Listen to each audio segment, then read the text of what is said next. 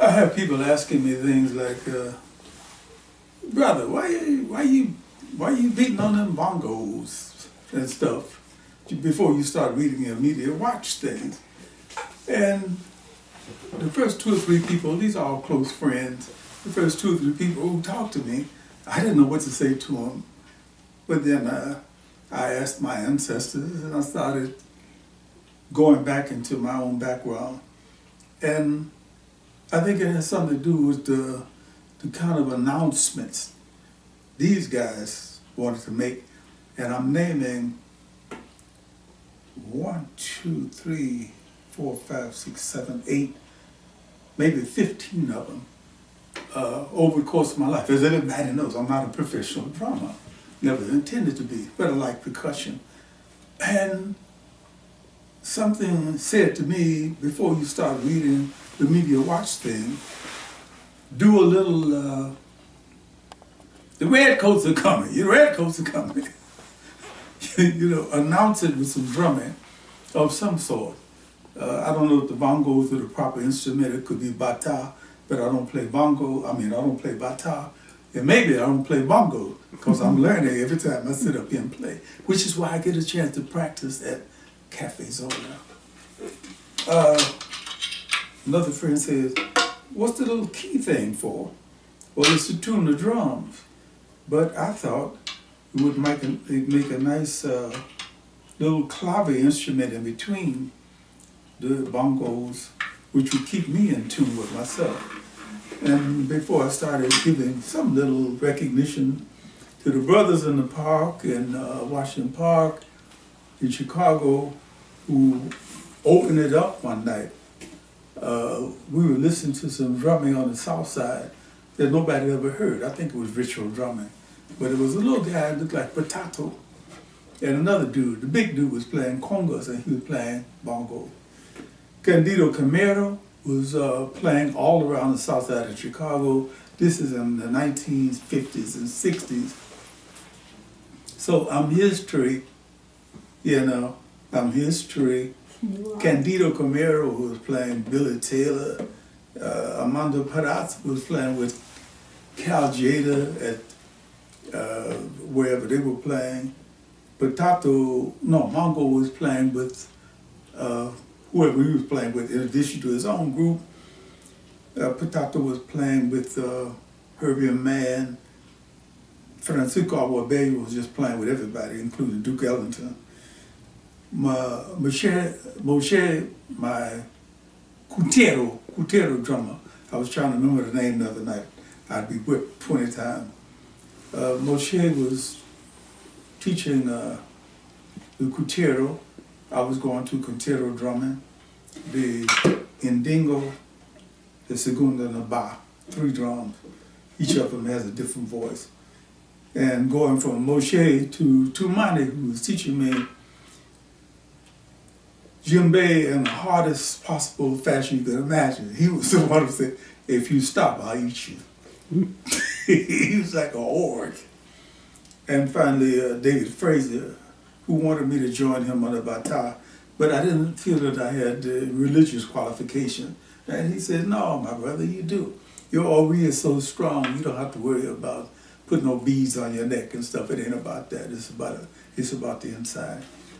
So as you practice, and as you, one of the things I'm doing is opening up my little program with just a couple little rhythms that I'm finding out about. As a self-taught drummer, I don't know what I'm doing other than the fact I do know some basic rhythms of samba.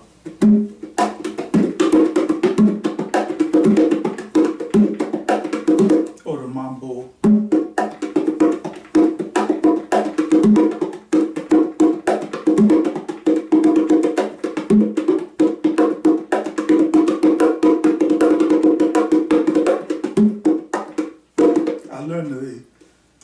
What do you call it? The little gorgeous movements they make it from Armando, who's, you know, dance with the drum. Don't just pound on it like a workman. I'm saying all this to say, in Cafe Zola, I'm being given three and a half minutes to show off. go from rhythm to rhythm. I'm gonna start off in Cuba. No, start off in New York.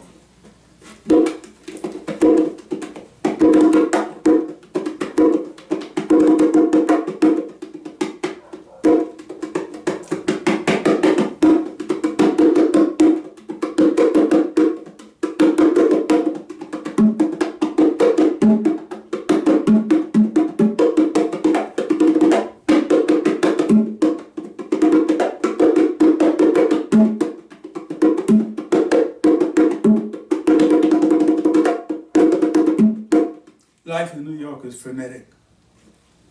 Let's go to the islands just a little bit more.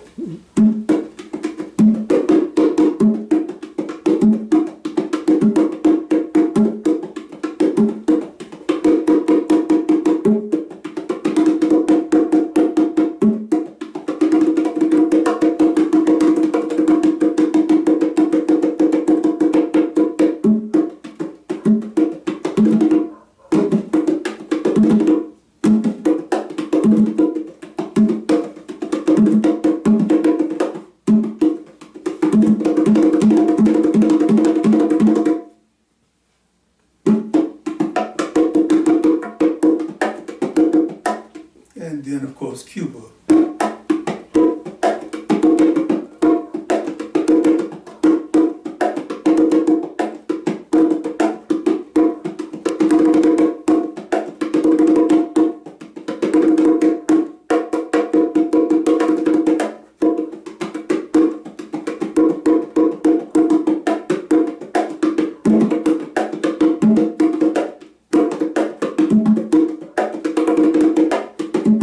This is when you invite people to get up and dance.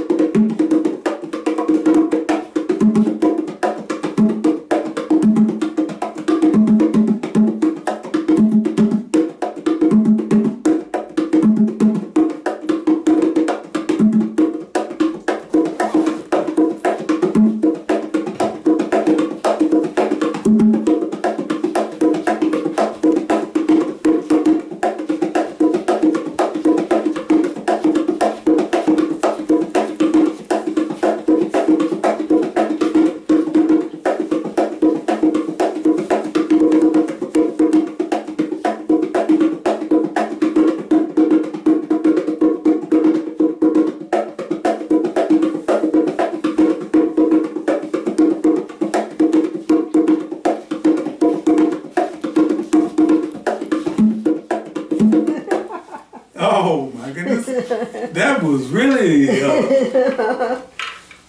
a moment. Did I read this already? No, you haven't read that already. Wait, what do we want to do here? Party or? Party. Oh my Party goodness. over here in Yeah. Cafe Zone. Happy Friday. Happy Friday. Well, as I was saying, Candido Camero, Armando Perazza, Mongo Santa Maria, Carlos Santana, Carlos Patato Valdez, Francisco Aguabella, Moshe Milan, Tumani, David Fraser. I salute you, brothers, because you introduced me to something that is helping my arthritis. I think that drum play, I think they ought to put it in group therapy sessions. Not that drum circle stuff, boom, boom, boom, boom. But really, you know, get involved, intense. And, these media watch columns. This one is called The Changing Face of Africa. Huh. Charles Anyiam, the publisher, what we said already, what it was he did, and he's tired of hearing about it now, but because this may be the first time somebody's tuning in. Oh no, the whole Igbo community has tuned him into it. Believe me. All right. African Times Media Watch. African Times Media Watch. This was July 15th, 1998. We stared at the television, frowning and groaning. Nigeria was losing to that little country down there in South America, and then it was losing to that small strip of a country in Scandinavia. World Cup time. People who don't get into soccer would never understand the intensity that happens when the World Cup comes. People have been killed. The Colombian goalkeeper had an accident and had the ball from his team dribble into his net, scoring a point for the other team. Colombia lost by 1 point.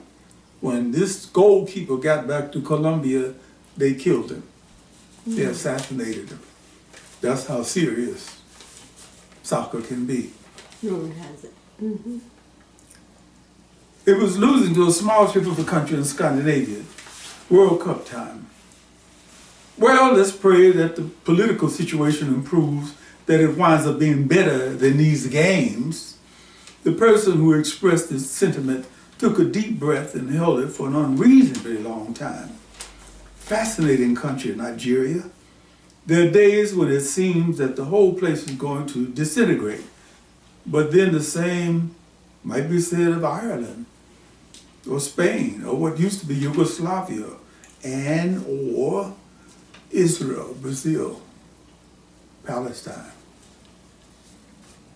Amazingly, countries large and small, all over the planet, show a remarkable ability to survive and eventually to thrive. It's all about the people who make the country, not the politicians or the scientists. It is a well-known fact that Nigerians are an incredibly resilient people. They shall overcome. Charles Anyiam like this. On the other side, Meberoton Keflexik, an Eritrean distance runner, winner of 4 NCAA individual championships in 1997, and received the inaugural Carl Lewis Award as the nation's outstanding collegiate male track and field athlete in June 1997, became a U.S. citizen the other day. He will represent the United States in international competition for the first time in the Goodwill Games in New York in July 1998. Are these old commercials or what? What's the saying? If you can't beat them, buy them. If it means giving them a green card to run, bang. Up there in the northern part of Africa, that most of us who are not Muslims don't pay a lot of attention to, people are suffering. In a nasty bit of strife that causes whole villages to have their throats slit by the fundamentalists who do not want a secular state. We are witnessing what happens in the world when the most powerful feel no vested interest in what is happening. Inshallah, huh? And what's the deal with Kabila? We haven't heard much about how the new regime is faltering or succeeding, or is the data from the CIA coming in slower than usual? Hey Bob, what's the deal with this guy? We got another Mobutu here or what? Word is out that he's into palm wine and broads. Think we ought to spike him with a blonde? Not yet. Let's give them a couple more months to settle in. Fictional scenario, perhaps. Question. Should Clinton make monthly visits to the motherland? Well, a quick survey of all brands of hands say, yeah. If it will focus attention on African environmental issues that will always impact the planet eventually. Environmental issues cannot simply be concerns about how many trees somebody just chopped down or the terrible disregard for the need for fresh air. Oh, think about that. Water and untainted food. It must take into consideration the medical apartheid that explicitly says it's not good enough for us. Dump it on them. Ileana, my friend, my capoeira master's wife, once put it, she was talking to a group at USC about what is considered pornography. And she said, I think it's pornographic that first world countries will give chemical goods to the third world that will cause them to become sterile or cause them to go blind or something. That's pornographic. I'm saying that to say it must take into consideration the medical apartheid that explicitly says it's not good enough for us. Dump it on them. The industrialized attitude that fights the tobacco cartels at home but ignores the new pollution grounds, Africa, Asia, innocence abroad. They were buying cigarettes for 5 cedis apiece in Accra, Ghana in 1995 when I was there. And is female circumcision an environmental issue? If the women of all countries are responsible for the recreation of humanity, shouldn't they be offered the same consideration we give a tree? Or a bird or any other endangered species? It's not about what a collection of women said. It's about what a collection of men have been saying that women have been forced to listen to.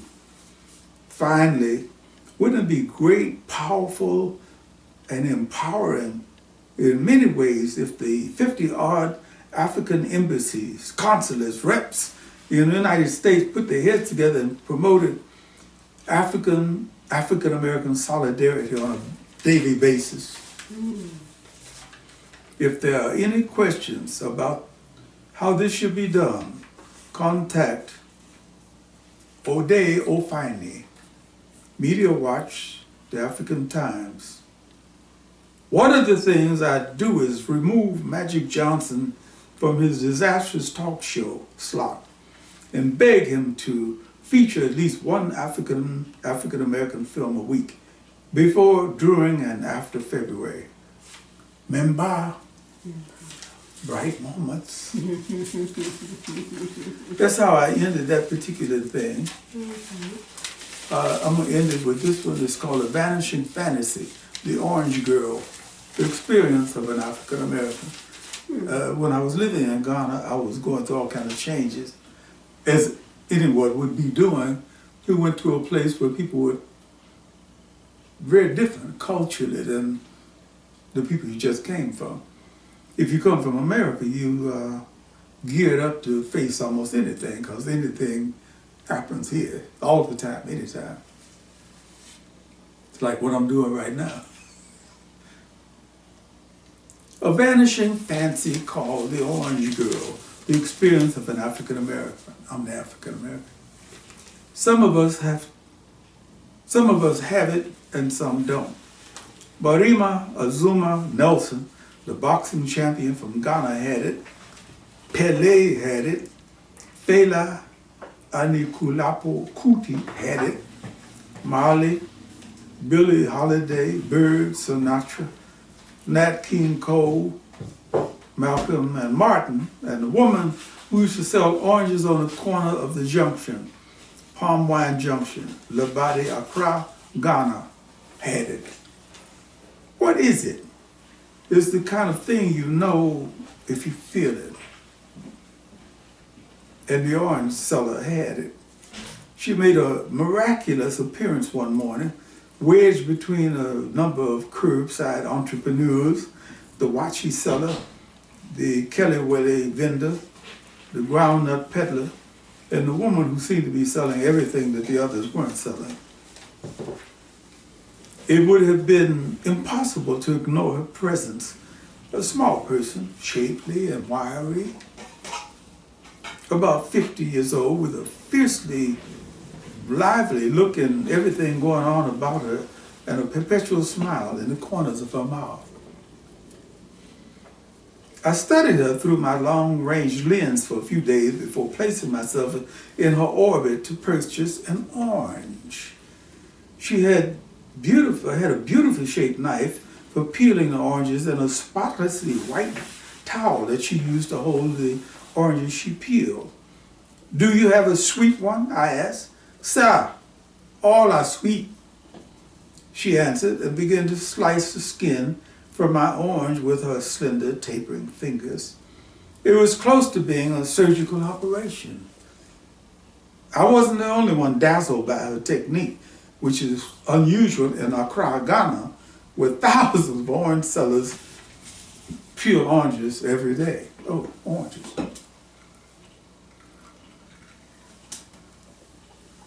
Thousands of orange sellers peel oranges every day.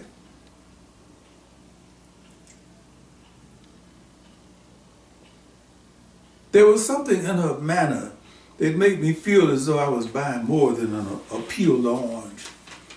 She made me feel the urge to know her story, to find out something about the village she came from, what her husband was like, her children, her family, what her goals were. She was always courteous. I am called Rose. But she held back the core morsels of her being. I savored every chance detail I could about her, as she cleverly encouraged me to talk about my life, my goals. "Now in Ghana here, then where, sir?" She was obviously an artist, in addition to being a psychologist. Sometimes she would rearrange the geometrical patterns of her fruit during the course of the day, something I never saw any of the other orange sellers do.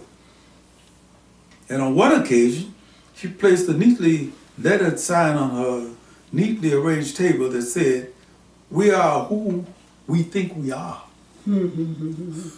Lady selling oranges, right? Right. My vitamin C consumption tripled on that day. I didn't feel that I could intrude on a philosophical space by asking her, "What does that mean?" The self-confident way she performed her work made her sign self-explanatory. We are who we think we are. And then suddenly, incredibly, one day she wasn't there. I felt that a huge gap had been opened in the curbside business community. I staggered back and forth for a few days, trying not to panic. Who would answer my convoluted questions about Ghanaian society? Who would give me any daily God lesson? O fine, mil harmine. O fine, nil harmine. Please give me two. My adage for the day: mi kase ga, mi kase ga, mi kase ga, mi kase ga.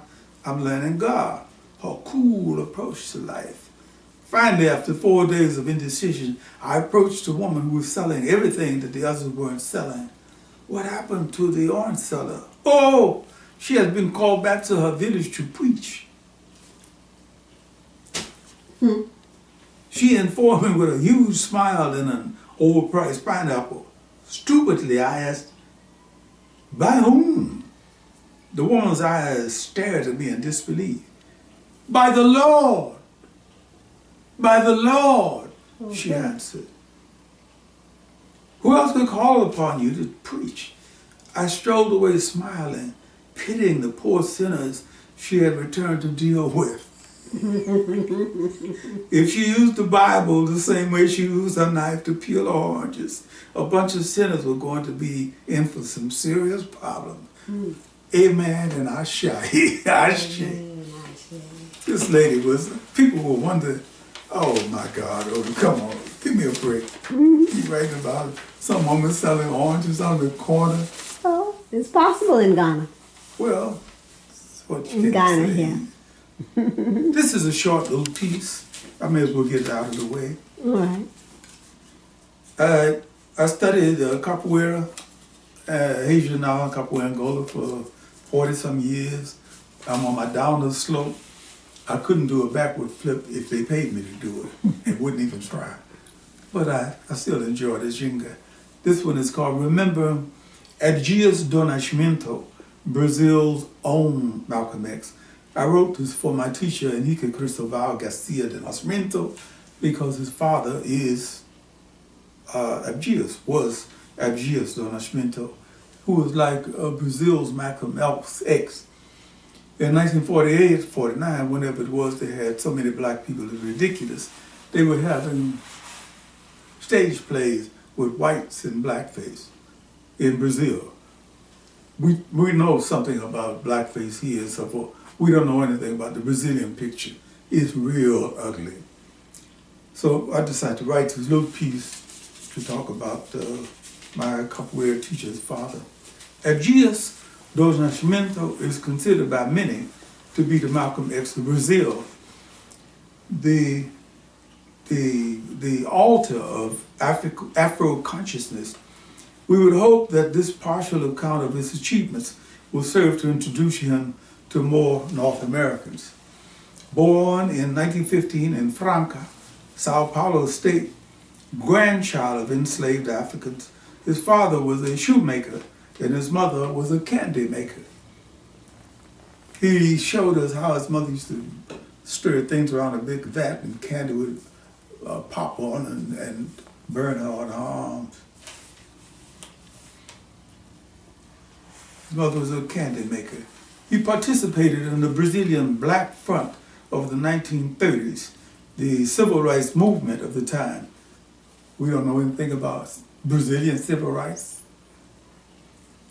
And was imprisoned for protesting against the new state dictatorship in 1937. Nascimento founded the Black Experimental Theater in Rio de Janeiro in 1944. This organization broke the color bar in Brazilian theater, trained the first generation of African Brazilian actors and actresses, created opportunities for African Brazilian playwrights, and organized the Afro-Brazilian Democratic Committee, 1945. First Congress of Brazilian Blacks, 1950, and other important events. It published the newspaper, Quilombo. In 1968, Nascimento founded the Black Arts Museum in Rio de Janeiro. In exile from the military dictatorship, remember that? He lectured at the Yale University School of Dramatic Arts and participated in the seminar on humanity and revolt at Wesleyan University. In 1971, he founded the chair of African Culture in the New World at the Puerto Rican Studies and Research Center, State University of New York at Buffalo, where he lived and taught until 1981. In addition to his political activities, he is an artist, and his paintings have been widely exhibited in the United States. Nascimento's voice was heard at several international African forums, including the 6th Pan-African Congress in Dar es Salaam in 1974, and Encounter for African World Alternatives, Dakar, 1976. Do we know this? 2019? Remember. In 1976-77, he taught at the University of Ife's Department of African Languages and Literatures in the Yoruba sacred city of Ile-Ife, Nigeria. He participated in the Second World Festival of Black and African Arts and Culture, Lagos, 1977, and the first and second Congress of Black Culture in the Americas, Cali, Colombia, 1977, and Panama, 1980. Young man's been busy, huh? He was. Elected General Coordinator of the Third Congress of Black Culture in the Americas, he returned to Brazil in 1981 and founded the Afro-Brazilian Studies and Research Institute, which sponsored the Third Congress held at Sao Paulo's Catholic University in 1982. Bad location. That same year, 1982, Nascimento took office as federal congressman. Mother was a candy maker, daddy was a...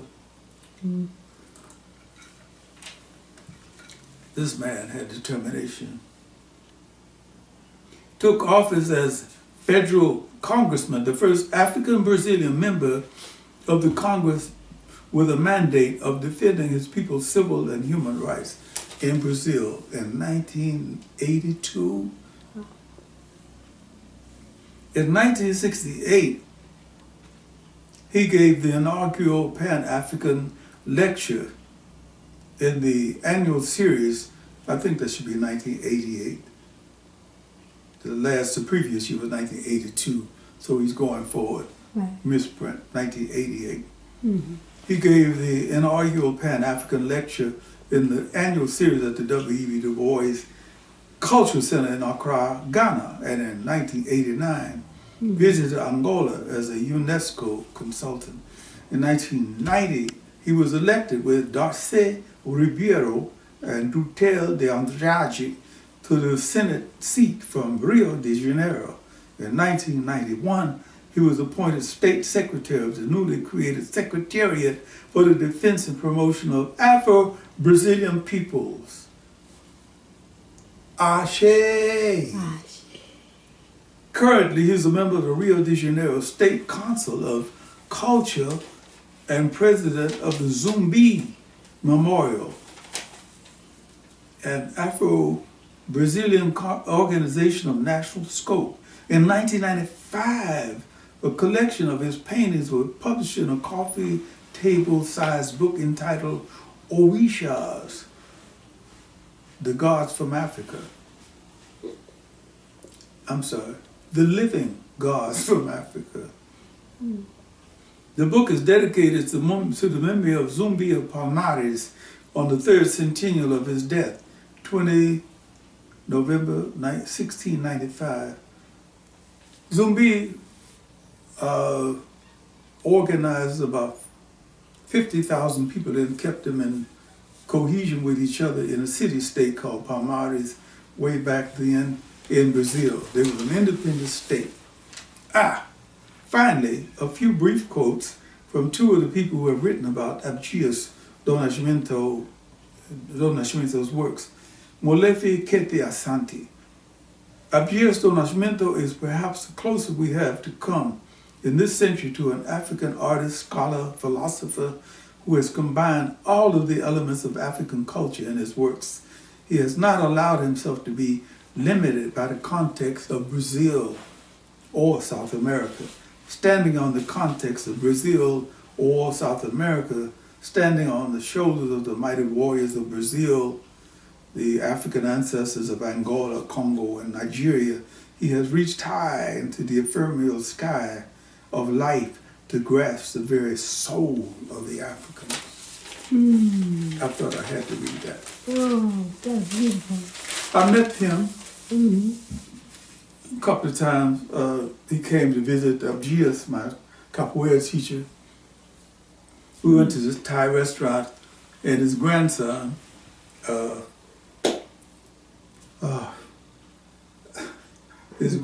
was all over him, and he just didn't know what to do. He was so much overwhelmed. He only spoke Portuguese.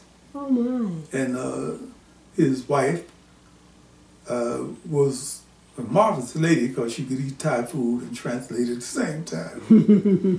But I didn't really know very much about his works and so forth and so on until I was introduced to him. The next time he came, he had some people come up to Enrique's house, Enrique and Eliana's house, and we sat around the intelligentsia of Los Angeles. Malana Corango was there and some other people. Mm. And he, you know, didn't talk with us, he pontificated. Mm. But Eliana had warned me. He's reached the age where he doesn't have conversations anymore, he pontificates. But I'm tempted to say he was a great man. If he had been in prison like Mandela for a number of years, he would have come out being a Brazilian great man. But instead, he just is a Brazilian pioneer. On that note, I'm going to have to get out of here. All right, you understand? Well, we're closing up too. I was not sure if it's going to rain or sunshine. It's been that kind of day. I don't care what it does, just so long as it does it on me. And I'm alive to know about it. Ashe, ashe. Until mañana.